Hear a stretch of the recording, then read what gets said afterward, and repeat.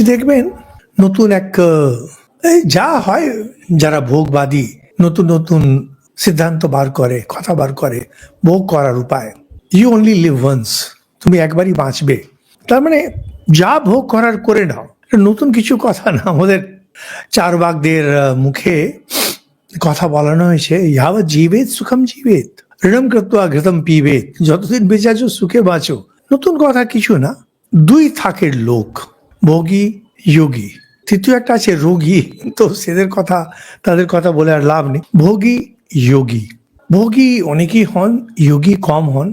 আমার আপনার মতো লোক, সাধারণ মানুষ, ভোগীদের সঙ্গে থাকলে ভোগী হয়ে যায়, যোগীদের সঙ্গে থাকলে যোগী হওয়ার চেষ্টা করি।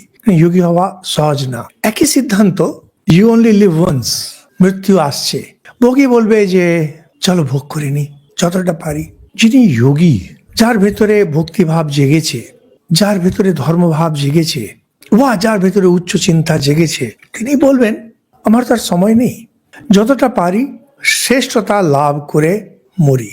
কোনো মন্দিরে যখন যাবেন, যে মন্দিরকে আপনি ভালোবাসেন, আমি যেমন বেলুড় মঠ মন্দির ছাড়ার কিছু জানি না। আমি যখন সেকেন্ডকার বিগ্রহের দিকে তাকাবেন, বেলুড় মঠে ঠাকুর আছেন, ওনার দিকে সে যেন হাত জোড় করে বলবেন যে প্রভু কে জানে, এই হয়তো শেষ দেখছি, কাল সকালে হয়তো বিছানা থেকে না উঠতে পারি।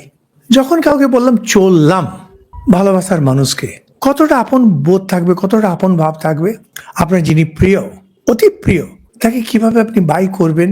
ছেলে যখন বাইরে যায়, মা কিভাবে স্টেশনে এসে তাকে ছাড়ে, চোখে জল ভরে, ঠিক সেইভাবে এই যেন শেষ দেখা। ভোগীরা বলবে যে এই তো শেষ, ভোগ করে নি যতটা পারি। যত প্রেমের সাহিত্য, সিনেমা আদি ওই ভাবকে নিয়েই চলে। স্বামী বিবেকানন্দ খুব সুন্দর বলেছেন, এই জীবন একটা বিরাট সুযোগ, life is a great chance, কেন এটাকে নষ্ট হতে দেব।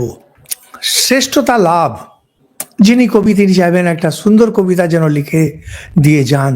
যিনি বৈজ্ঞানিক তিনি সেইভাবে ভাববেন, আপনি সেইভাবে ঈশ্বরের প্রতি একটা প্রগাঢ় যে একটা ভালোবাসার ভাব, সেটাকে অনুভব করে মরবেন।